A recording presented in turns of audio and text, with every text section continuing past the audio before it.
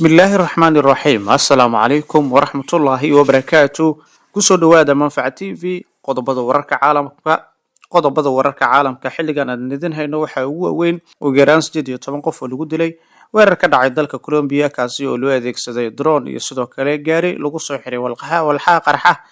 iyo wadahadallada u dhexeeya Mareykanka iyo Yurub oo ku saabsan damaanad qaadida amniga Ukraine iyo siyaabaha lagu soo afjari karo dagaalkaasi oo weli sii socda in ka badan 20 dal oo ku biiray midowga Yurub iyo qaraabada midoobay kuwa uu ka soo horjeesaday qorshaha sharci darrada ee Israel ay doonayso inay kula wareegto Gaza qodobada iyo qodobo kale ayaad ku daawan doontaan fadlan subscribe inoo saara channelkan like gareeya muuqaalkan la wadaaga asxaabtiina aynu ku bilownay boqortooyada midowday ee Ingiriiska Australia iyo Japan ayaa kamid ah 21 dal oo cambaareeyay qorshaha Israel ee dhismaha deegaanka muranka dhaliyay sharci darrada oo laga hirgelinayo daanta galbeed la haysto kaasi oo ay sheegeen in meesha uu ka saarayo suurtagalnimada xal laba dawladood oo yeeshaan Gaza bayaankan ayaa daba socda warbixin toddobaadkan soo baxday oo sheegaysa in Israel ay si rasmi ah u sii wadi doonto dhismaha deegaan ku yaala dhul cabirkiisu u dhan yahay 12 kilomitir oo qiyaastii 4.6 mayl lagu qiyaasay oo dhanka bari kaga beegan magaalada Qudus laguna magacaabo East 1 ama E1 mashruucan oo ay ku jiri doonaan 3400 guri oo cusub oo lagu talagalay Israa'iiliyiinta deegaanka ka dhisanaya goyn doona inta badan daanta galbeed ee la haysto iyo Qudus bari iyadoo sidoo kale lala xiriirinayo kumanaan kamid ah deegaanada sharci darrada Israa'iiliyiinta ee halkaasi ku yaalo Qudus bari waxay leedahay muhiimad weyn oo gaar ah Falastiiniyiinta maadaama ay tahay halka ugu sareysa ee caasimadda dawladda Falastiin oo mustaqbalka la rajeynayo koox gaaraysa 21 dal ayaa sheegay in qorshahan ay ka dhigi doonaan xal laba dawladood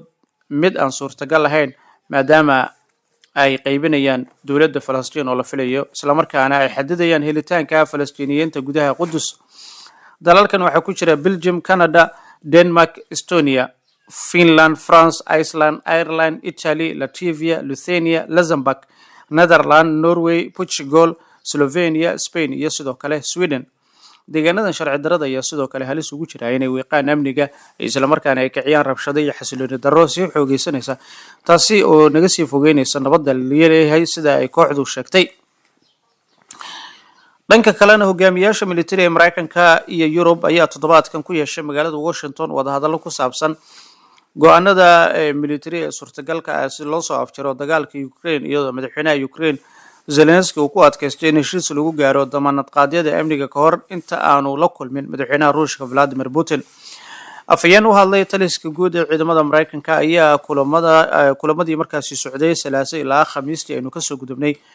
ay ka qayb galeen wakiilo ka kala socday Mareykanka, Finland, Faransiiska, Jarmalka, Talyaaniga, midowga UK iyo sidoo kale Ingiriiska iyo Ukraine mas'uuliyiintan waxay sheegeen in hogaamiyaasha military ee dalalkan ay Khamiistii soo bandhigeen ikhtiyaaro ay u gudbiyeen la taliyaashooda amniga qaranka si loogu damaanad qaado amniga Ukraine bayaankii ka soo baxay wasaaradda difaaca ee Mareykanka Pentagonka ayaa lagu sheegay in qorshaha military ee Mareykanka iyo Yurub ay diyaarinayaan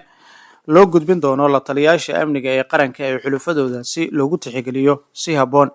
ila xogogaal ayaa sheegaya in xogayaha arrimaha dibadda ee Mareykanka Marco Rubio oo sidoo kale ah la taliyaha amniga qaranka ee madaxweyne Trump uu Khamiistii yeeshay shir muuqaal oo la yeeshay dhigiisa Yurub si looga doodo ikhtiyaaradan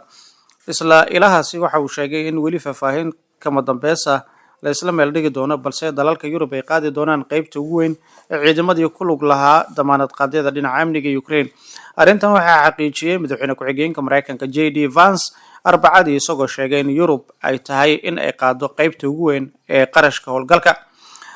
Trump ayaa sheegay in uusan ciidamo Mareykan u diri doonin Ukraine balse uu albaabku furan yahay qaabab kale oo faragelin military sida taageero cirka warbaahin ila kala gidsan oo la hadlay Reuters ayaa sheegay in mid kamid ah ikhtiyaaradan uu yahay in ciidamada Yurub loo diro Ukraine iyadoo Mareykanka uu qaadanayo hoggaanka iyo sidoo kale taliska guud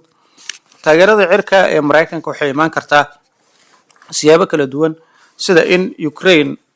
lagu taageero nidaamyo difaac hawadeed oo dheeraad ah in la hirgeliyo xayiraado dheeraad ah oo ay fulinayaan diyaaradaha dagaalka ee Mareykanka madaxweynaha Mareykanka Donald Trump ayaa toddobaadkii hore ku martiqaaday dhigiisa Ruushka Vladimir Putin gobolka Alaska ka hor intaan Washington lagu qaban shir madaxeedka Mareykanka iyo Midowga Yurub oo Isniintii ay ka qayb galeen madaxweynaha Ukraine Vladimir Zelensky iyo sidoo kale shakhsiyaad tiro badan. markii uu Putin lagu soo dhaweeyay Alaska, Trump waxa uu soo afjaray go'doonkii diblomaasiyadeed ee dheeraa ee saarnaa dhigiisa Ruushka. hase yeeshee madaxweyne Vladimir Zelensky oo ku adkaystay in la gaaro faham ku saabsan damaanad qaadida amniga ka hor kulanka Putin ayaa Ruushka waxay ku eedeeyeen inuusan xiiso u hayn nabad waqti dheer, isla markaana uu rajeynayo damaanad qaadiyo amni oo gebi ahaanba ka hor imaanayo dalabaadka Moscow. Zelensky ayaa Khamiistii sheegay in uu la kulmi karo Putin kaliya kadib marka uu helo damaanad qaadida amniga ee ka hortagi kara duulaano mustaqbalka oo Ruushka uu ku qaado dalkiisa. Hungary ayaa ku dhawaaqday diyaarinta ay u leedahay in ay martigeliso wadahadallada nabadeed ee suurtagalka ee u dhexeeya Ukraine iyo Ruushka, iyadoo isu muujisay wadanka kaliya ee Yurub ee xiriir wanaagsan la leh labada Trump iyo sidoo kale Putin. horey Putin waxa uu ogolaaday mabda'a in uu la kulmo dhigiisa Ukraine kadib marka uu markii hore diiday, balse uusan cayimin goob iyo waqti. dhanka kale Zelensky waxa uu sheegay in Ruushka uu doonayo inuu ka baxsado baahida kulanka Putin ee lagu soo afjarayo dagaalkan. markan haddii aan ku noqono isla arintii qaybta hore ee wararkayga aan kusoo sheegnay ee Gaza, Falastiiniyiintu waxay bilaabeen inay qaxaan iyo ciidamada Israel oo afka hore ee magaalada weli taagan. haddaba dadka ku nool magaalada Gaza ayaa sheegay in militariga Israel ay sii wadeen cadaadiska ay magaaladaasi ku hayeen iyo duqeymo culus oo ay ka geysteen qaybo badan ka hor kulankii Khamiista shalay ay yeesheen markaasi ra'iisul wasaaraha Benjamin Netanyahu iyo wasiir ka tirsan xukuumadda, kaasi oo ku saabsanay qorshaha la doonayay in lagu wareego magaalada ugu weyn ee marinka Gaza. saraakiisha magaalada Gaza ayaa sheegay in Falastiiniyiintu ay bilaabeen in ay isaga cararaan qaybo badan oo ka mid ah magaalada kadib markii ciidamada Israel ay bilaabeen wejigii hore ee duulaanka dhulka. boqolaal Falastiiniyiin ayaa ka barakacay xaafadaha Zaytuun iyo Sabra ee magaalada Gaza oo ku wajahan dhanka waqooyi galbeed ee magaaladaasi. ciidamada Israel ayaa la wareegay gacan ku haynta duleedka magaalada oo ay ku nool yihiin in ka badan 1 milyan oo Falastiiniyiin ah kadib markii ay maalmo ka socdeen duqeymo xoogan oo dhanka cirka iyo madaafiic. afayeen military oo lagu magacaabo Avichai Andrei oo Israel ka soo jeeda ayaa ku qoray barta X in ciidanku ay bilaabeen inay u sameeyeen waxa uu ku tilmaamay baaqiyo digniin oo hordhaca oo ay u jeediyeen hay'adaha caafimaadka iyo kuwa caalamiga ee ka howlgala waqooyiga Gaza, isagoo ku wargeliyay in dadka deegaan magaalada Gaza ay bilaabaan isu diyaarinta in ay iyagu u baxaan dhinaca koonfurta.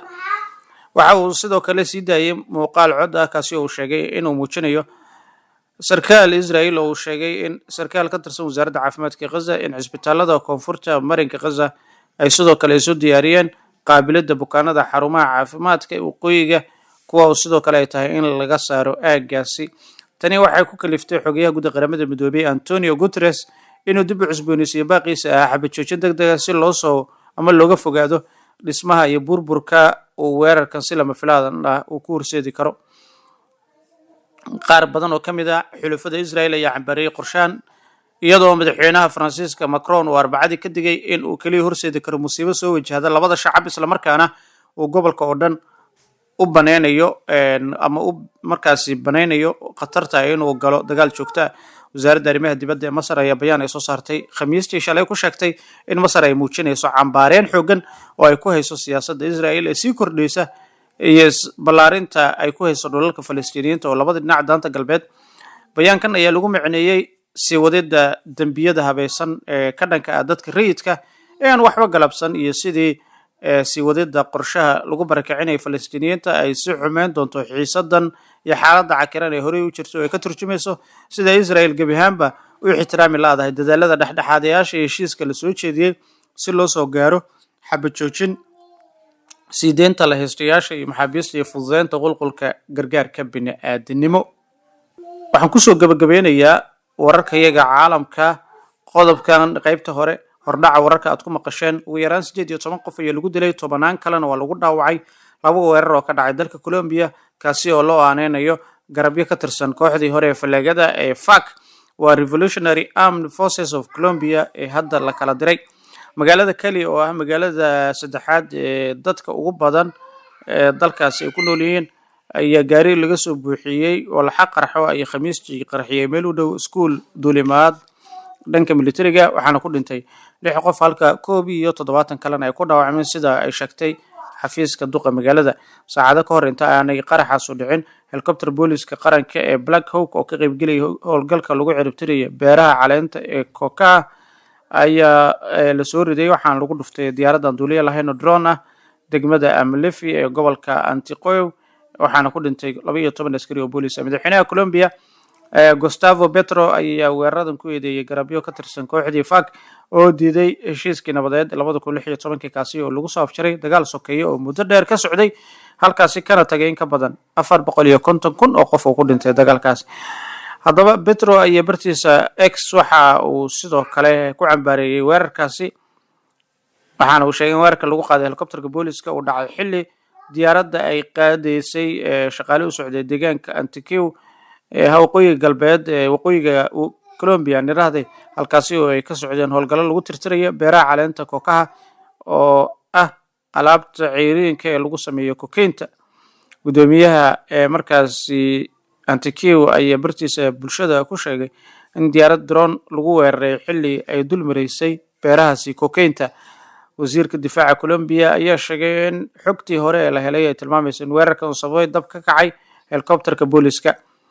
markii hore Petro waxa uu weerarka helicopter ku eedeeyay Gulf Clan oo ah kooxda maandooriyaha ugu weyn ee dalka weli firfircoon isagoo ku andacooday in diyaaradda lagu bartilmaameedsaday argudasho ka dhalatay qabashada beeraha kokaynta oo la ogaaday in kooxdaasi ay lahayd qoraal dambe oo ku soo qoray barta bulshada X waxa uu soo bandhigay sawirka nin looga shakisan yahay qaraxii gaari ee ka dhacay agagaarka xarunta duulista hawada ee Cali oo uu sheegay in ninkan ay qabteen booliiska uu markaasi ka tirsan yahay kooxdaasi oo lagu tilmaamay urur mideeyo garabyada ka goostay ururkaasi isla markaana hoos yimaado kooxaha ka ganacsada maandooriyaha inta ayuu kusoo gabagabeynayaa wararkii caalamka fadlan subscribe inoo saara like gareeya muuqaalka la wadaaga saaxiibtiina